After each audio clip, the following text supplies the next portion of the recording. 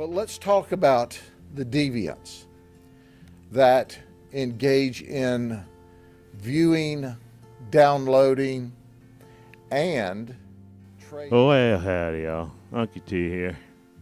Now, I remember telling you a while back I weren't going to do no more of these videos because it'd just take a piece of my soul and tear it up and stomp on it and throw it in the garbage. But I think this kind of information is the most important stuff to get out there, to know that we are truly heading in towards the end of times. As in the days of Noah, with all the sin and debauchery and disgusting crap that goes on in this world. And I know that these YouTube soy cucks, these girl boys who want to try to think they're more important than everybody else, or they know more than doctors or whatever, they don't like to see this stuff go up neither, because it's probably cutting into their business. But my point is, I just figure I had to do this. I mean, it's like almost a public service announcement to do this stuff, because I tell you what, it's just heart-rendering. Just tears my heart out to see what these people are capable of. You gotta believe they don't know God. But anyways, having said that, yeah, here's another one for you.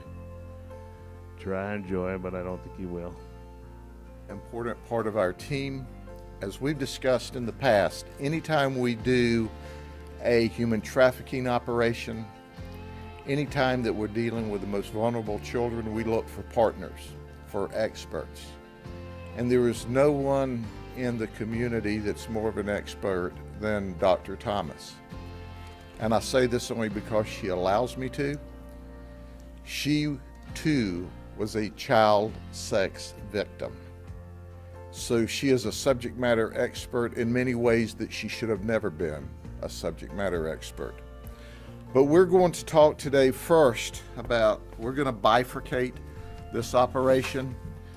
We're going to first talk about the pornography, the child pornography, and I'm going to introduce you to these folks.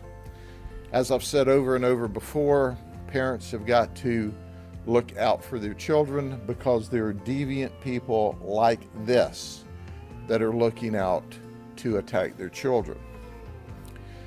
We have studies that tell us that the overwhelming majority of people that view child porn would sexually attack a child if given the opportunity. Our detectives once again have done a remarkable job. Our detectives are simply the very best in this business, and I think if you didn't already agree, you will by the end of this press conference today, when you see the remarkable work that they did, because, as I'm going to tell you in detail, they found 5 child victims this time. But let's talk about the deviants that engage in viewing, downloading, and trading child porn. How about Patrick Jonathan? Patrick is 33 years of age.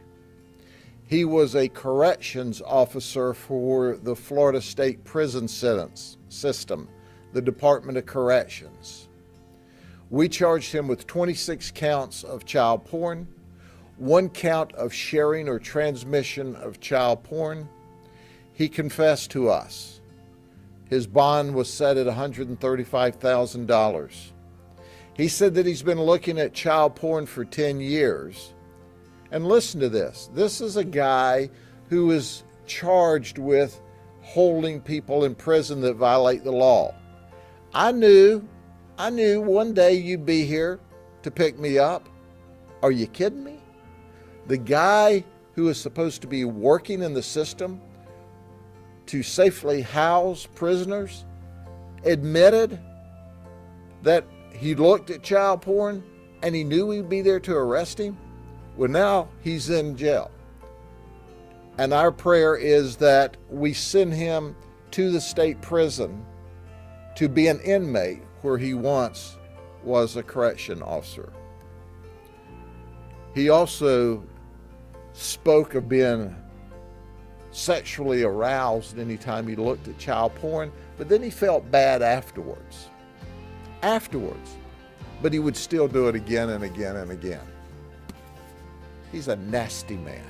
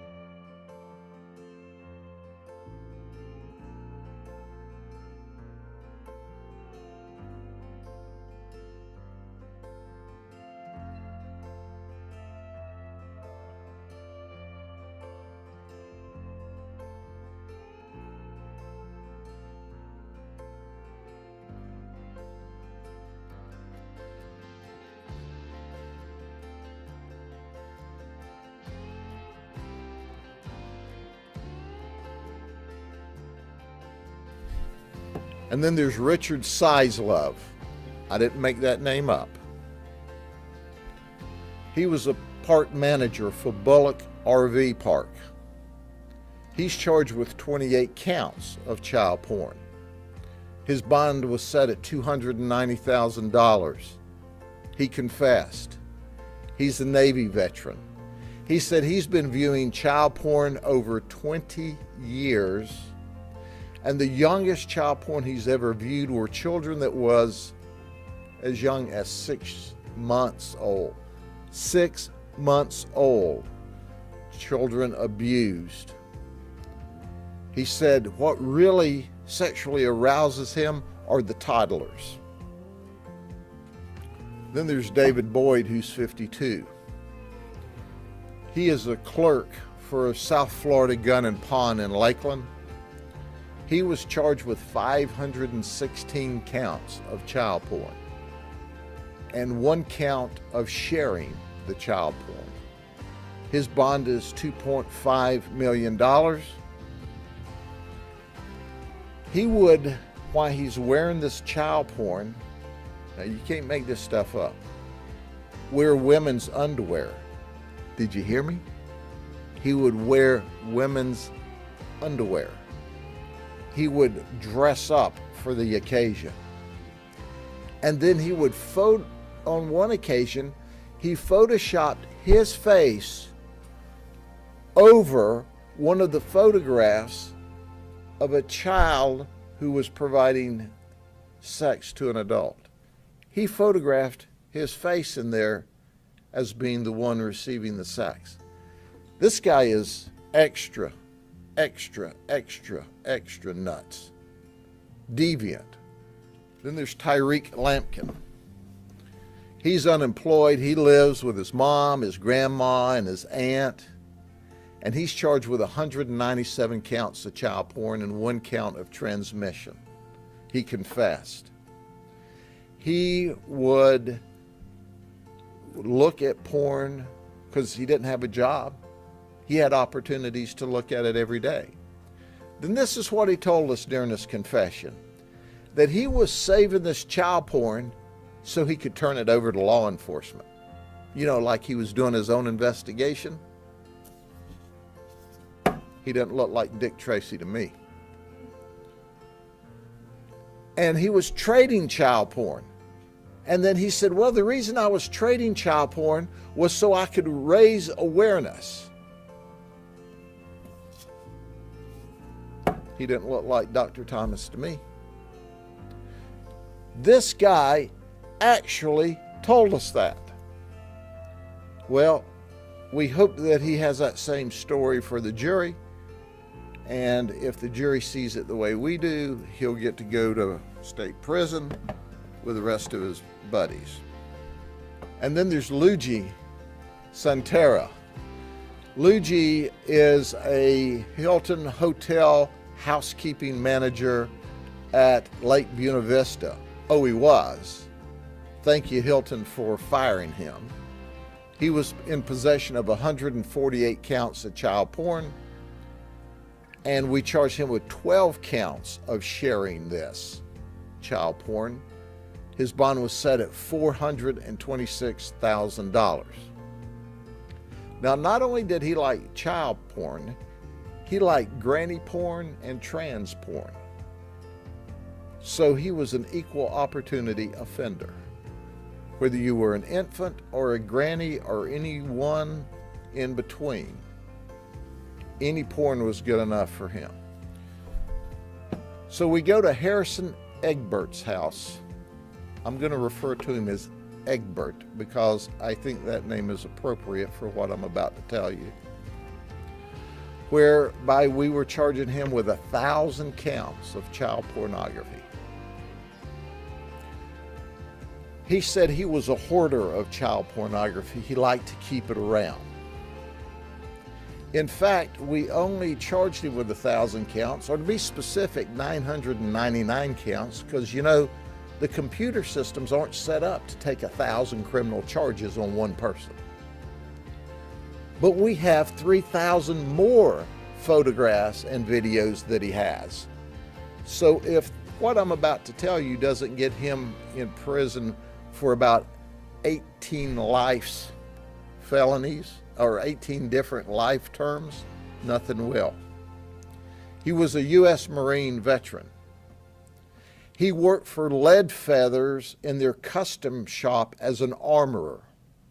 Lead Feathers is a very popular gun store in the Winter Haven area with a great reputation, but little did they know they had a deviant and a pervert as an armorer who worked in their custom shop. But during the investigation, part of the interview circles around, do you know child victims? And during the interview, he admitted that he was a hands-on offender, that he had created child porn with 2 children he had access to. Those children, at the time he created this child porn, were 5 years old and 3 years old. And he did this after he got them into a shower. And then Egbert told us about a friend of his, David Lavin Jr. David Lavin Jr. is a contractor. He installs audio, video equipment, and apparently Department of Transportation requires some kind of certifications on trucks. So he didn't work for DOT, he would work for different trucking companies, certifying that their trucks were eligible to drive on the highways. He's married, this gets complicated, to Ivanette Leon, who's 30.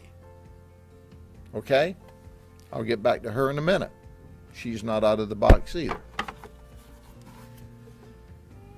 So he said, Egbert tells us that he and his friend both have sexually battered a little girl that they found access to, who was between 6 and 8 years of age. A female. On multiple occasions when she was as young as 6, over a 2-year period. We found videos of their sexual conduct. Now keep in mind, when they created this child porn and they sent it out, these children will be victimized for the rest of their lives. There's no way to wipe it and get it off of the internet.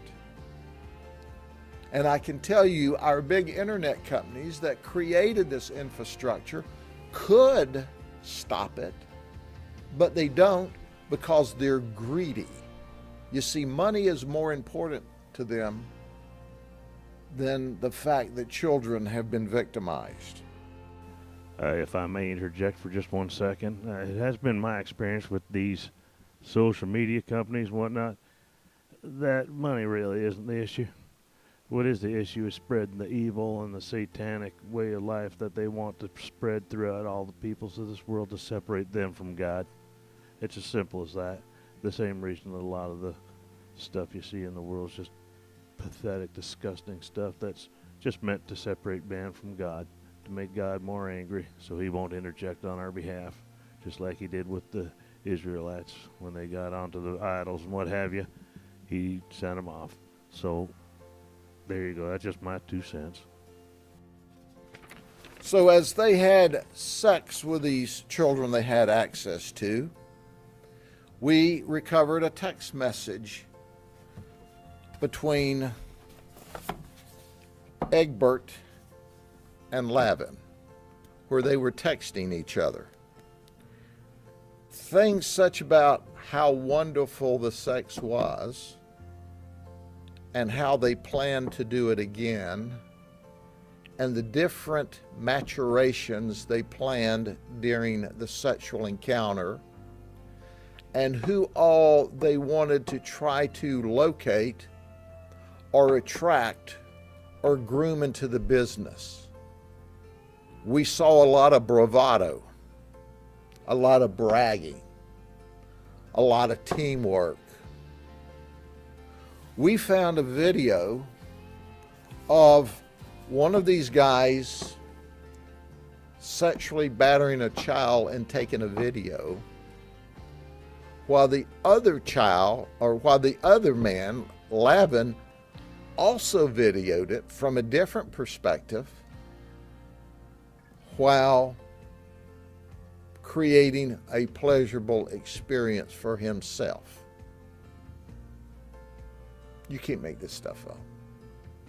This is the most horrible thing we have seen in a very long time.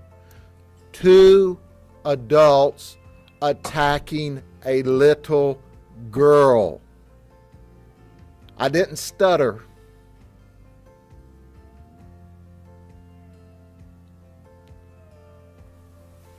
And we have multiple pictures of this.